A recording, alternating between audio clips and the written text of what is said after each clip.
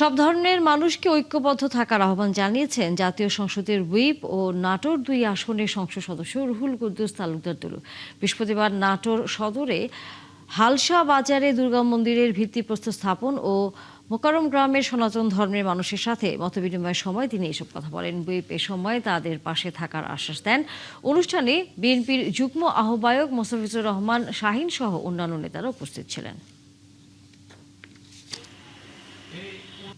তারেক রহমান সাহেব উনি 31 দফা কর্মসূচি দিয়েছে, এর মধ্যে উনি পরিষ্কার ভাষা বলে দিয়েছেন এখানে হিন্দু মুসলমান আমাদের মধ্যে কোনো বিভেদ থাকবে না।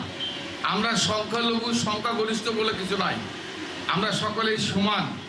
আমার অধিকার, আমাদের চাকরি, আমাদের কর্মক্ষেত্রে সকল জায়গায় সমান। আমি এই জন্য মনে করি কখনো নিজেকে ছোট মনে করবেন না।